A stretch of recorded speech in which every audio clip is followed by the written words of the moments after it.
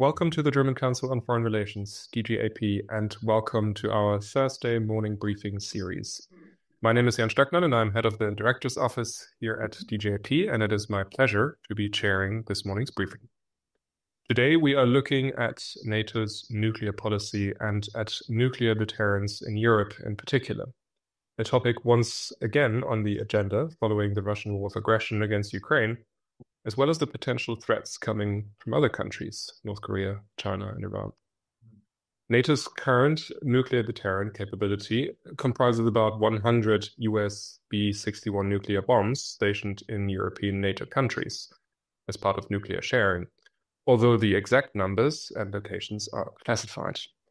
Now, since the end of the Cold War, NATO has addressed some shortcomings, but according to a new paper by Karl-Heinz Kamp, who's one of our speakers today, what is still missing is a nuclear strategic software, or to quote his own words, a basic political strategic document that establishes a consensus within NATO on the purpose of nuclear deterrence in the post-2022 world, and one that places the existing weapons potential in relation to that purpose.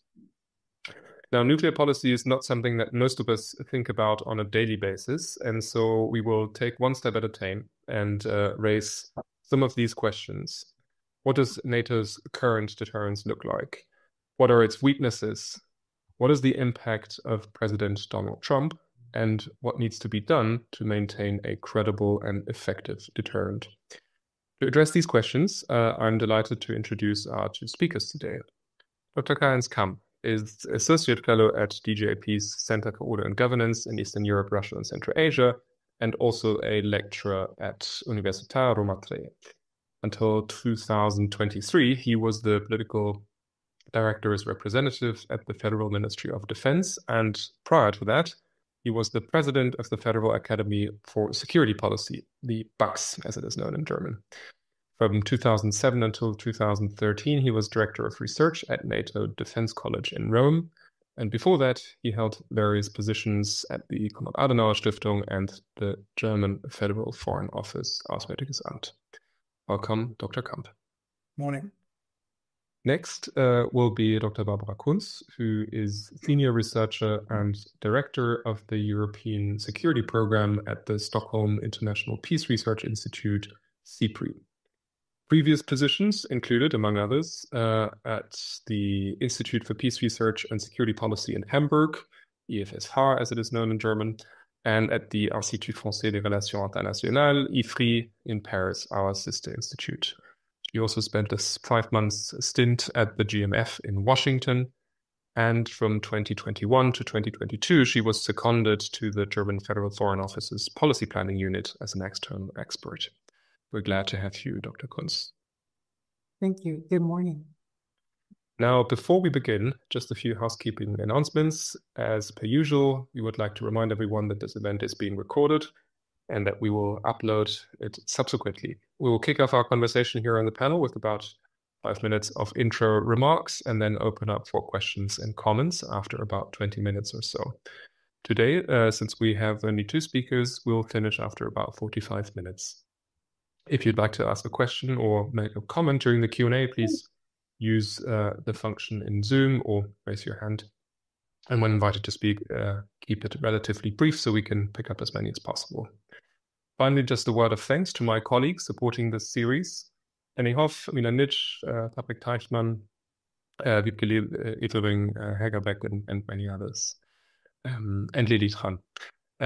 So without much further ado, I'd like to hand it over to you, Karl-Heinz Kamp, to help us perhaps highlight a few of the main points in your new paper and to explain to those of us who do not deal with nuclear policy on a daily basis, to tell us a little bit about what would actually happen in Europe in case of a nuclear attack and what the most critical gaps in NATO's current nuclear deterrence posture are.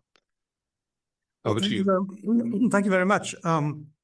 It's a no-brainer that nuclear deterrence is back on the agenda, but also the problem is that this NATO nuclear deterrence has structural deficiencies and some credibility problems which existed long before Russian attacks in 2014 and 2022. So three simple questions come up. First, what are these problems?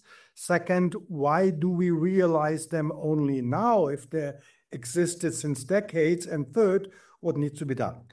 What are the problems? NATO's nuclear capabilities, when we talk about NATO nuclear deterrence, consist of free-falling bombs, B-62 bombs, to be delivered by Tornado aircraft or F-35 aircraft. The problem is that this capacity, which is there, and about the numbers we can discuss, this is not the result of strategic evaluations, but these are the leftovers after all the nuclear cuts we had in the 1980s and in the 1990s, which means these bombs in the Cold War were foreseen for targets in Eastern Europe, areas which now belong to NATO, and they were left in place at the end of the day not to have a complete denuclearization of Europe. Or to put it differently, if NATO would draft a nuclear deterrence capacity today on a white sheet of paper, it would not start with free-falling bombs that have to be transported with aircraft all the way down to Russia and to overcome the Russian air defense. But it is not only the hardware which is a problem, but also the nuclear consensus, the strategy, the documentation in NATO that is not up to date. We have only one new public nuclear document in NATO, the so-called Deterrence and Defense Posture Review. It is as complicated as the title indicates. And this document is from 2012. And in 2012, we were still believing that Russia is a partner. We were believing that China is an economic, nice startup, and that the Arab Spring would provide also democracy in the Middle East. Which is apparently no longer the case. And this document in 2012, the only one until now, says NATO's nuclear deterrence capacities are sound, which means all fine. If it was all fine in 2012, it cannot have been all fine in 2014 anymore, and definitely not all fine in 2022. So we have a double problem with the hardware, the weapons, and the software, the strategic consensus in NATO. Second question, why does NATO realize this only now? Simply because before 2014, no one was interested in NATO's nuclear deterrence. It was a symbolic presence of the US as a symbol, as a political sign for US nuclear commitments, and this is it. No one thought about the details. After 2014, some experts raised this issue, but of course, no one in NATO, no country in NATO, definitely not Germany, had an interest in a political debate on modernization, Nachrüstung in German, or any kind of NATO, of the nasty nuclear business. So, what do we do now in this situation? First, of course, we need a new NATO consensus, which means NATO has to sit together, all NATO, including France, to discuss how do we believe that we can provide NATO with a credible nuclear deterrence. And the questions that have to be discussed today are different than one in 2012. Last time, it's about the Russian threats, it's about the nuclear rise of China, is about the developments in missile defense, is about the developments in artificial intelligence, is about a potential nuclear Iran, or also about the potential NATO membership of Ukraine. And if NATO does this, which it didn't do so far, the result most likely will not be sound. Everything what we have is all fine, but the result is likely to be we have to change it. We have to adapt it. And last point, there are, I think, three options, very short, very condensed, to change or to modernize NATO's nuclear capacities. And it's not on me to decide what NATO comes up with, but these are just the potential options on the table. The first option would be to increase the number of the nuclear bombs in Europe. The US has a huge number of them. We, in the last 20, 30 years, the number in Europe has been reduced significantly, step by step, but all the vaults, all the storage capacities are still there. So NATO, or the US, with the consensus of NATO, could put more nuclear weapons to Europe as a sign of deterrence to Moscow. The problem is all these options have pros and cons. The pro of this option is it would be fairly easy and politically easy without much debate. The clear disadvantage is that NATO would stick to the same nuclear system, which has all the problems which I had just described. The second option would be to really modernize the nuclear capacities, which means to add or to replace the existing ones with new modern nuclear weapons, standoff weapons where you don't have to fly with an airplane all the way down to Russia. We had Pershings, the Pershing missiles, many, many years ago, but they are no longer existing because they have been all scrapped as a consequence of the INF Treaty. So this option is no longer there. But there's the option of land-based cruise missiles, which can reach Russia and which can be equipped with a nuclear warhead. That would be one option that could be done. Clearly, the most advantage would be that NATO has a standoff capacity, which is much more credible than these aircraft. The disadvantage is, of course, a political discussion. We would have a new Nachrüstung, a new dual track, or whatever you call it, decision, which might not go down everywhere in NATO. Third option. This is one of the discussions we want to have. So can I ask you to come to a close with the third option? Yes, last point. Last option would be to put the nuclear weapons more to the east, because our stationing now comes from the Cold War, Netherlands, Italy, Germany. They could be put to Poland. That's also one of the options, also with certain advantages and disadvantages. Let me stop here.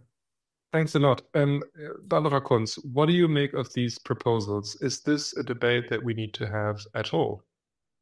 Well, thank you, and good morning from Stockholm. It will probably not surprise you that I say, no, I think this is right now not the debate we need to have. And let me be clear, we live in a context where deterring Russia is unfortunately essential. Russia poses a threat to European security. And I think there are at least three reasons why we should focus the debate on other topics right now.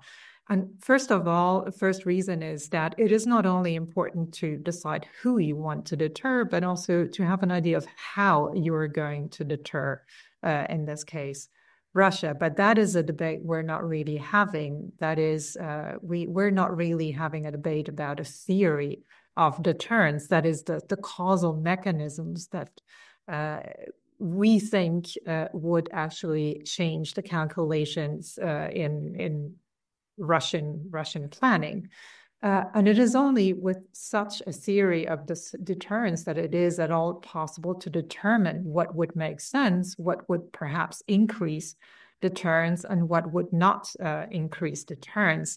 And so ultimately also you need a theory of deterrence before you can even determine whether putting more nuclear weapons in Europe would at all change anything. And it is important to keep in mind that failed deterrence is, of course, a risk, but wrong or deterrence done wrong and deterrence being too destabilizing is also a mistake. So to sum it up, deterrence does not work on the basis of the more, the better. Like this German thing of viel hilft viel is not exactly how you would design a deterrence posture. So theory of deterrence first, and then talk about the instruments that you would use in this theory. Second point that I really believe is important to keep in mind is that NATO's deterrence does not depend on these B-61s or any other US nuclear weapons that would be stationed in Europe, but deterrence within NATO really hinges on U.S. security guarantees. From a U.S. point of view, extended deterrence really serves mostly two purposes, namely alliance management and non-proliferation objectives. The actual military significance of extended deterrence is very limited. It is, of course, a very classified area where we can't really know anything for sure, but there are very good reasons to assume that the B-61s that we have in Europe are not even included in any targeting plans and do not, in that sense, are not even necessary. Make no mistake, there's nothing at this point that Russia can do to prevent the United States from having the ability to retaliate against the homeland, the Russian homeland, from pretty much anywhere in the world and with a wide variety of ranges. So in that sense, there is no deterrence gap in the US-Russian relationship that we are part of as NATO members. There is, of course, a debate in the US about deterrence gaps and potential future deterrence gaps, but they have nothing to do with the B-61s in Europe. So the real question here is the question of the durability of the U.S. security guarantees to Europe. That is the actual political question here.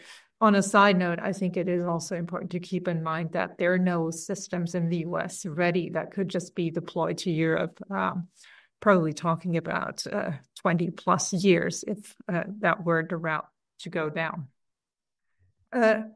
Third reason why I do not think that this is the most important debate to be had right now is we also need to think about, this is in line with the question of the theory of deterrence, what exactly would we want to deter and what is deterrable? Not everything is deterrable, and there's also different Russian actions that we might want to deter.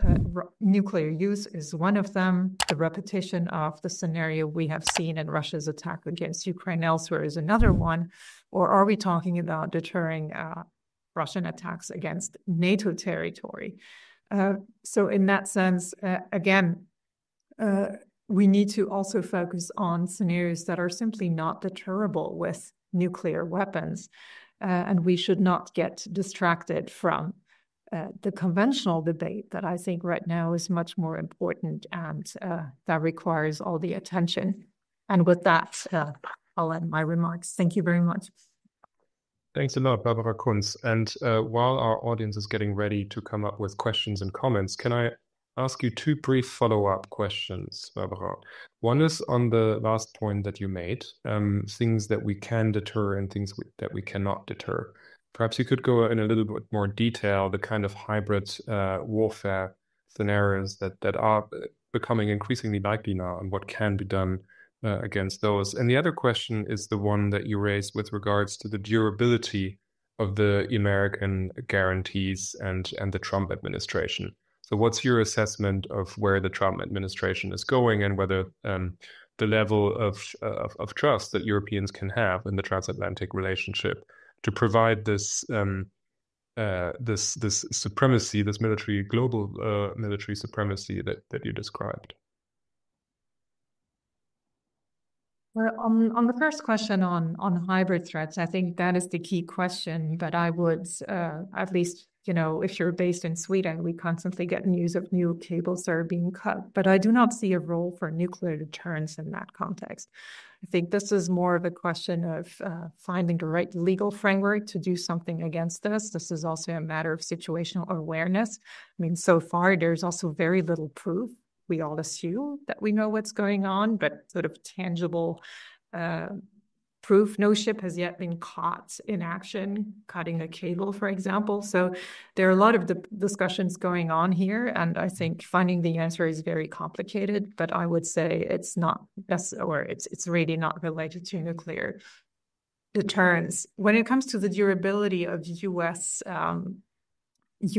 security guarantees for Europe, first of all, I think taking a step back from Trump is important, and really trying to analyze the more structural developments in the United States, and also that have been going on long before Trump was elected. I do think that it seems very fair to assume that the US will focus much more on the Asia Pacific, and that defending Europe, it becomes much less of a priority, and we need to draw conclusions from that. Now, the US is also undergoing a massive nuclear modernization project. And I mean, seeing what comes out of that will be very interested, but this is decades away, and it might have implications for European security as well. But where this is headed, I think, is really too early to tell. I mean, one of the big questions that we as Europeans should ask ourselves is simply whether the US will have the financial means to actually carry out everything that is planned at this point. Mm-hmm. Thanks. I want to give Karl-Heinz Kamp a quick chance to react to some of your points, Barbara Kunz, and then I will take up questions from my colleagues in the audience.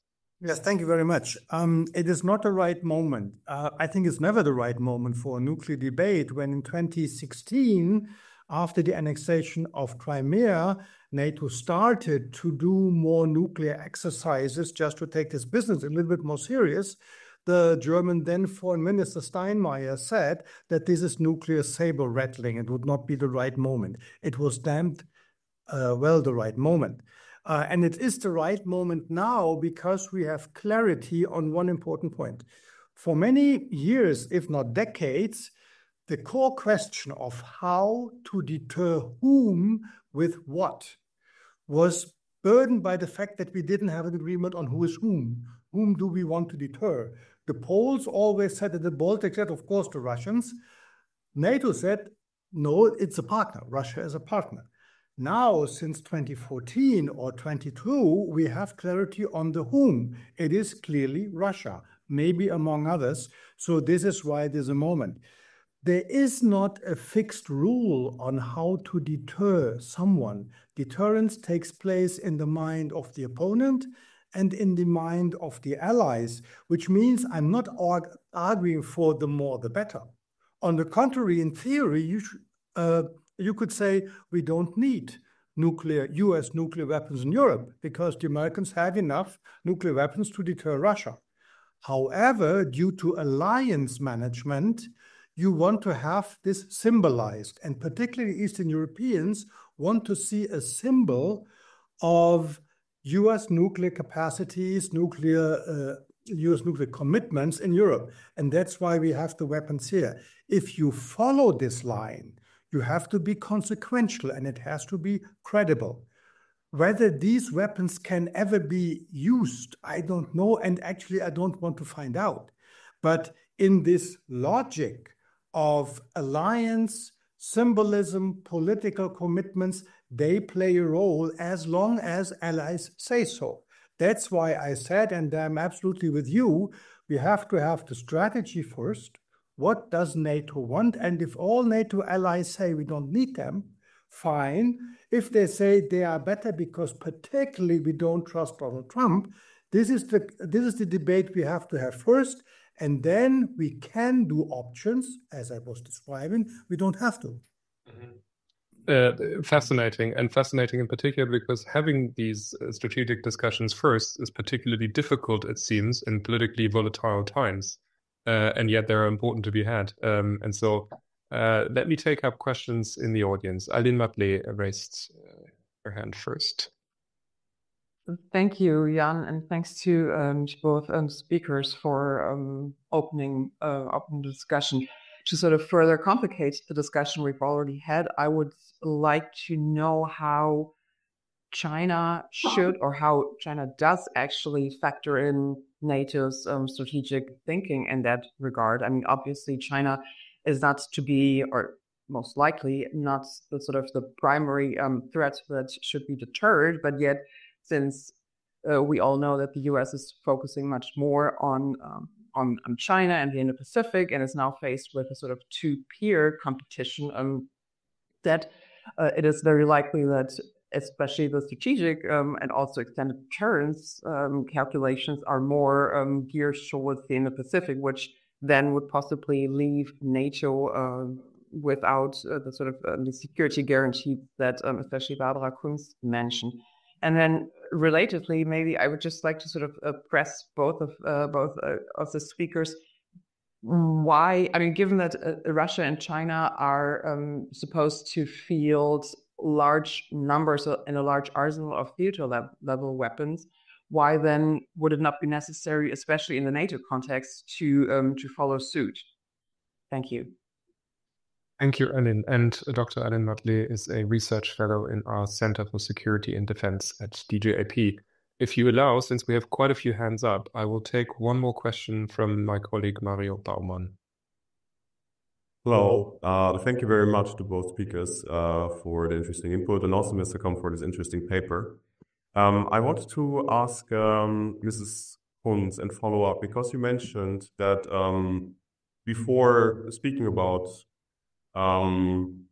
increasing deterrence, we need a theory of deterrence, which then presupposes some assumptions about the rational in Moscow. Mr. Kamp also said that deterrence actually happens in the mind. So my question would be, to what extent, how confident are we to understand Russian nuclear thinking? I assume, and please correct me if I'm wrong, that a lot of the theoretical background and thinking actually has its roots probably in Cold War times. So how are we in the theory development?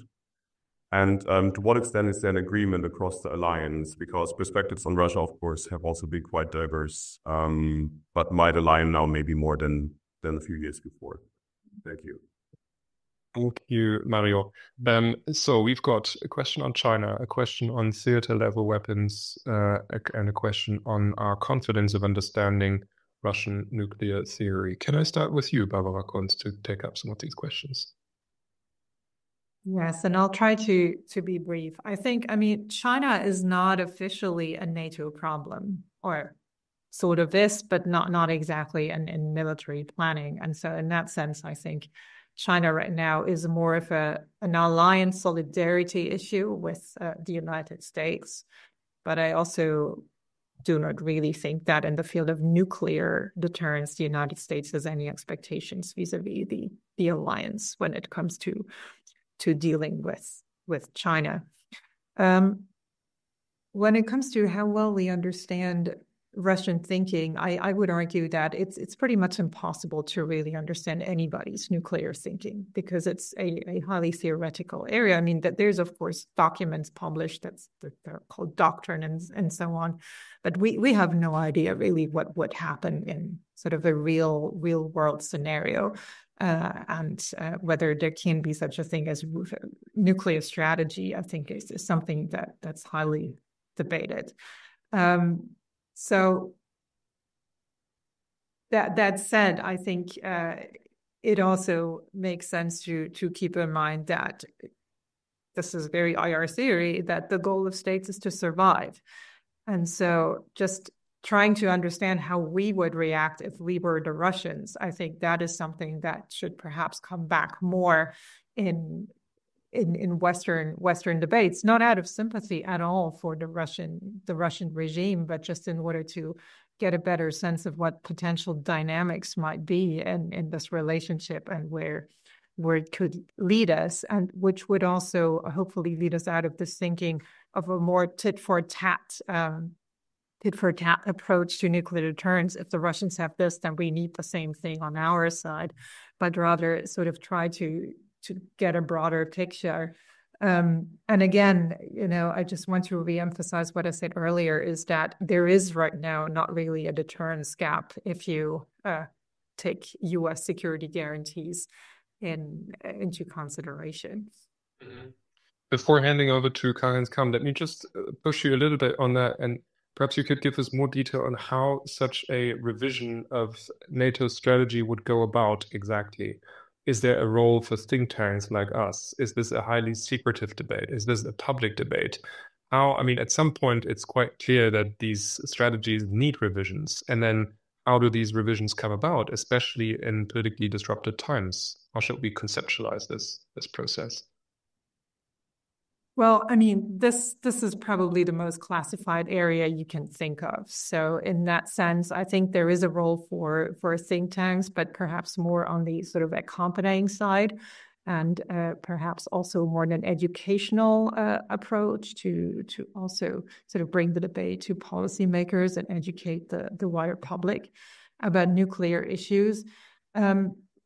Personally, as an analyst, I also do not pay too much attention to all these strategy documents because I am just convinced that the actual debate behind closed doors is not stuck in 2012, and that things have evolved. And I mean, things have also evolved at national levels in nuclear countries since 2012. So whether this at all makes sense in a public debate is I think, questionable. That said, this is also such a crucial issue that, of course, in democracies, you need to talk about this. But the difficulty will always be that it is so classified and for good reasons that we probably on the outside will never have the full picture. Yeah. Karl-Heinz Kamp. Well, thanks so much. First, China is not a military threat for NATO, definitely not, but still it figures in. Because if the US change or shift their view more to the Asia-Pacific, and they feel a threat of a Chinese, also Chinese nuclear threat, then of course the question of tactical or short-range nuclear, tactical is the wrong word, but shorter-range nuclear weapons plays a role, because the Americans might say, we don't want to put more of these shorter-range weapons, be it bombs, to Europe, because we might need them in the Asia-Pacific contest. The US is developing a sea-launched cruise missile for this purpose, nuclear, which has a stronger role in the Asia-Pacific. So there are some connections between China and NATO thinking. Nuclear theory. Nuclear theory, the problem is that most of nuclear theory is nuclear theology. You can believe it or not. And particularly if it comes to extended deterrence, the idea that a country extends its nuclear guarantees also for the non-nuclear allies. We Europeans had always a problem in believing whether the Americans will do this. Will they really risk San Francisco to save Warsaw, Berlin, or Oslo? No one knows. And as I said, I don't want to find out. And then we had all these means of, if we deploy nuclear weapons in Europe, then the US commitment is more credible. You can believe it or not. So we are always in a gray zone, and we should admit this. And this is, by the way, also the role of the think tanks. The think tanks are not explaining NATO how to do nuclear planning, but they can create the understanding in the public, in the decision-making circles on nuclear deterrence is a damn dangerous thing, which means it can go terribly wrong. So that's why it is not the more the better, but it has to be conclusive for yourself so that you are not frightened by yourself on this entire business. So I think that this is the role of the think tanks, to create understanding, to describe the problems. Dealing with the issues is much more a thing that happens behind closed doors. Mm-hmm. And that's why we're grateful to have experts like you help us understand this conundrum. There are a whole range of more questions, both in the chat and in the audience. I want to throw in a question by our Vice President Rolf Nicke. Ambassador Nicke asks, how does missile defense complicate nuclear strategy? And is there a probability of a nuclear arms race? Let me also pick up another question from the audience. Oliver Meyer has had his hand raised for a while. Meyer. Yeah, good morning, and thank you for doing this. I'm Policy and Research Director at the European Leadership Network. Really fascinating discussion. I had two questions. The first one, kind of from outside the deterrence rabbit hole, because the debate so far has been quite Euro-centric, but these decisions on nuclear deterrence in particular are not taken in isolation, and they have to be balanced against other policy goals Germany has, particularly with regard to non-proliferation, but also disarmament. And particularly in these times, we do need partners in other parts of the world which take a different view of the role of nuclear deterrence. We're trying to convince Iran not to go nuclear desperately, last-ditch effort. So I'd be interested in the views of both speakers, how you balance the perceived need to strengthen deterrence, particularly nuclear deterrence, against these other goals and what the likely impact on the pursuit of these other goals is. So that's the kind of like zooming out question. Inside the nuclear deterrence rabbit hole, I'm interested in, why nuclear? The action seems to be mostly, when it comes to deterrence, on conventional deterrence, large investments in conventional strike weapons, standoff weapons. The US-German bilateral agreement is on conventional INF range missiles, not nuclear. So that's also what Russia is worried about if you're thinking about what to worry Russia. And we do have an interest to increase the gap between the potential use of conventional weapons and nuclear weapons in a crisis, in a conflict. We saw that in Ukraine also, where the US has taken great efforts to increase this distance between potential use of nuclear weapons and conventional weapons in a conflict. So why nuclear? Aren't we better advised to focus on conventional deterrence? Thank you very much. Thank you, Mr. Meyer. Let's perhaps try and answer these three questions on conventional weapons, the zooming out question, and then the question by Rolf Nickel about missile defense and an arms race. Let's start again with you, Barbara Kunz. Okay, let me start with Oliver Meyer's points. Focus on conventional, that was exactly the last of my 3 points that I tried to make, that I think this is really the urgent question right now, whereas the nuclear debate is kind of a side thing that is not that relevant, and quite frankly also where Germany does not really matter that much. So more important things on the agenda clearly. Another point I think that is really important to understand, especially for policymakers in Europe, is also that the strict division between conventional and nuclear no longer exists in the way it did during the Cold War, and that the analysis has to become much more complex because the reality is much more complex here. And third point in relation to your question about non-proliferation, I think that is a key point, and preserving at least the status quo of the non-proliferation regime that we have should be a key concern in this, because we all do not want to live in a world where suddenly everybody gets nuclear weapons. And I mean, we're not there yet, but if you look at the European debate about this, nobody here said this, but you can hear voices in Europe that also say that Poland should go nuclear, that it was a mistake for Ukraine to give up on its nuclear weapons, and that this should be revised. And there are people who want German nuclear weapons and so on. And so really understanding that undermining the non-proliferation regimes that we have would tremendously deteriorate not only European security, but world security, I think is very, very much crucial.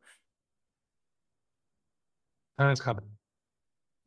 Yeah, thank you. First, on the nuclear and conventional issue, I mean, it is what is more important. It is not an either or. It is that if NATO has nuclear, or if NATO banks on nuclear deterrence, it has to be credible and functional. After 2014, NATO did a host of measures to increase its nuclear deterrence capacities in the sense of more exercises, increasing the readiness of the fighter planes, including more non-nuclear NATO allies in this entire business. If nuclear wouldn't have been important, it wouldn't have needed to do this. So there is apparently a relevance of NATO. The problem is that NATO did not touch the core issue, namely, now we know how to deter whom with what. We know the whom, but we haven't cleared the what. And that's why I'm arguing we now should take on the what. Missile defense. In 2012, when we had this discussion of this famous DDPR, which you shouldn't read, it's a terrible document, There was exactly the question at that time strongly focused in the Auswärtiges Amt. If we have a functioning missile defense, then we don't need this entire nuclear business anymore because this will be compensated anywhere. This is not true. So yes, it is a technical change. This is why you have to assess what does it mean? What does it mean to have artificial intelligence in this entire business? But it's not that it fundamentally changes the need for nuclear deterrence as long as allies say so. I said, and I don't see anyone in NATO, be it Turkey, be it Poland, be it Germany. There are one or two little crazy academics who talk about a German nuclear capacity. This is not a serious debate, and it should not be taken serious, and there is no need to take this serious. Thanks a lot. Now we only have a few minutes left and a whole lot of questions. I'm trying to make it nice and quick. There's a question by Georg Baumgarten in the chat about basically how to repair the link between the US and the EU. This is something that I think Barbara Kunz alluded to in her opening remarks, the centrality of this link for European security order. Boris Ginsburg, who is a doctoral researcher at the East European Institute at the Freie Universität in Berlin, is asking two questions. One question on the impact of the deployment of Russian nuclear weapons to Belarus on the European security order. And the other question is on the probability of renuclearization of Ukraine. I think President Zelensky has said something like NATO or nukes, to put it very succinctly. So your views on Ukraine as well. Let me pick up a question by Klaus Wittmann as well, who's had his hand raised for a while. Good morning. On nuclear theology, I would just like to recall the fundamental tenet. It works for both sides, and uncertainty in the mind of the aggressor is core. And I have two quick questions to Karl-Heinz. Do you know anything about the thinking inside the Trump camp about these things? For instance, with the new defense minister they now have. And secondly, we know that one function of nuclear weapons that is still salient is the potential to blackmail those who are ready to be blackmailed. And I would like to know what, in the context of the Ukraine war and Russian saber rattling, you think about what I and some others like to call self-deterrence, for instance, by our chancellor. Thank you very much, Mr. Wittmann. So blackmailing and self-deterrence, the Trump camp, questions on Belarus and Ukraine, and the link to be repaired. I think that's plenty to be answered in a few minutes. We can run maybe a couple of minutes over time, but we don't have that much time left. So with wishing for short answers, let me hand over first to Karl-Heinz Kamp this time, and then to Barbara Kunz. Well, thank you. Really quickly, the link between US and Europe, this is the key question under Trump. Is it still that stable? On the other hand, and this also goes into Klaus Wittmann's question, we don't know what Trump is thinking now on nuclear, but the experience with the first nuclear, or with the first Trump period, was that he was not anti-nuclear. He was even strengthening nuclear deterrence. The nuclear posture review under his audiences was a very pro-nuclear thing. He started with some tactical nuclear developments and so on. So I'm concerned by a president who has apparently some mental problem, but so far I don't see a real break of the nuclear deterrence link between Europe and the US. Self-deterrence of the chancellor. It's easy to say that, well, since the Russians did not use nuclear weapons so far, we don't have to be worried that they will. No one knows. So there is the danger of nuclear escalation at any given time, and this is something we have to figure in. Whether Scholz's position is right or wrong, I don't have to judge, but I don't buy this argument, we saw that the Russians did not cross the red line, so they will never do. I don't know, and as I said, I don't want to find out. Belarus, this is one of these mutual threat business. and it depends whether you feel frightened or not. I mean, I didn't sleep worse since Russia has put nuclear weapons to Belarus. Ukrainian denuclearization, Ukraine never had a serious nuclear capacity. There were Soviet nuclear weapons on Ukrainian soil, but all the command control was basically was centered in Russia. So the idea, oh, we Ukrainians gave away our nuclear capacity, no, they didn't have it. They gave away the nuclear weapons, and to reestablish this would be a huge business, and that's why I don't see it. Thank you. Barbara Kunz.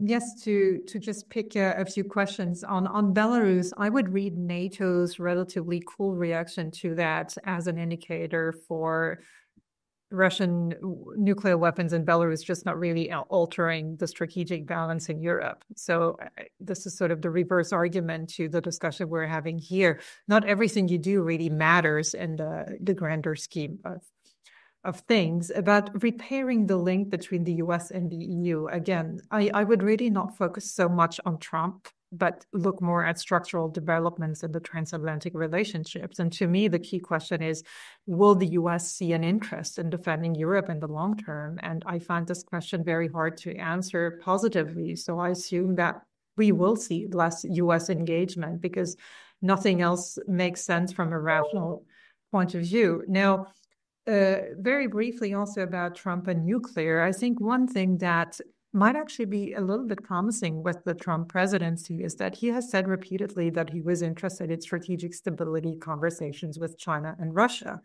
We have no idea where this is going to lead. Apparently, he was serious about this during the end of his last presidency. And I guess he repeated ideas in this direction in Davos earlier this year. And who knows, maybe there is some sort of window of opportunity somewhere to reach more stability at the global level, because again, deterrence is only the second best option. And if we really, really want stability in the world, then it has to go through other means, although right now there is no other options. And maybe to just end with a comment again on what Karl-Heinz Kamp said, that we know whom to deter, and now we need to discuss the what. My main point is that we should not fall into the trap of thinking that the what will answer the question of the how, and that before you discuss what, it is important to know how, and that will then determine what the right what is to achieve that objective. Thanks, Barbara Kunz. Now we're actually out of time, but there are two more questions, and if I can ask for very brief answers, perhaps we can manage to answer those two. One is by Tatiana Vogt in the chat. She's asking, looking at the other side, how well does Russia deter us with its nuclear capabilities? What are our options in this regard? And Peter Linke, if I could ask you to ask a very brief question. Yes, I try to make it short. I would like to return to missile defense. So Trump came up with the idea of an Iron Dome for America. The Missile Defense Agency just published a kind of wish list, what it expects from this project. And taking a closer look at this wish list, one cannot help thinking that Trump seems to be hooked on reviving what was fashionable in the 1980s. Things like SDI and related stuff. Mm-hmm. Okay, thank you. So one more question on missile defense and a question on the other side. Barbara Kunz, would you like to start? Well, on the other side, I mean, you can find Russians who will tell you that Russian deterrence works because NATO never attacked them. And I mean, this is a very good illustration, I think, also of this game, which is really sort of about perspectives and what do they think that we think that they think, and so on and so forth.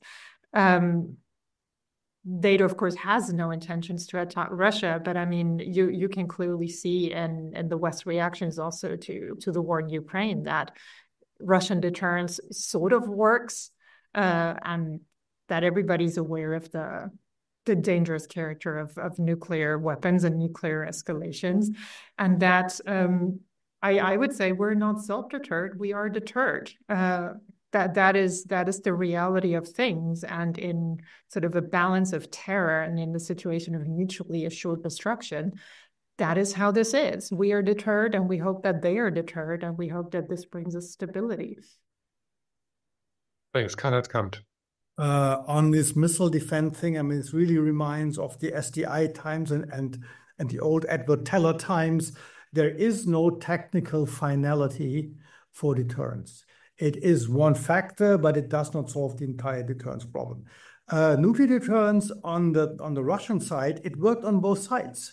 Russian deterrence worked because it was the umbrella under which Russia could act militarily at all, knowing that neither the US or NATO would intervene. On the other hand, apparently our deterrence works quite well because Russia has announced a couple of times, for instance, to attack the hubs in Poland where all our support for Ukraine go through, and they didn't do it. So apparently there is a mutual deterrence so far, which seems to be stable. But as I said, nuclear deterrence is a dangerous business. It can go wrong, and no one knows when and how. Thanks. Well, it was always ambitious to solve questions like nuclear deterrence in 45 minutes, but we gave it a shot, and I'd like to thank our two speakers for helping us to address these questions.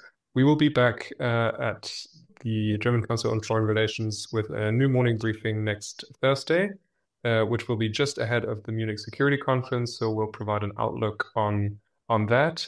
I would also like to remind our members of DGAP, that there is an upcoming members trip to Romania and Moldova in May.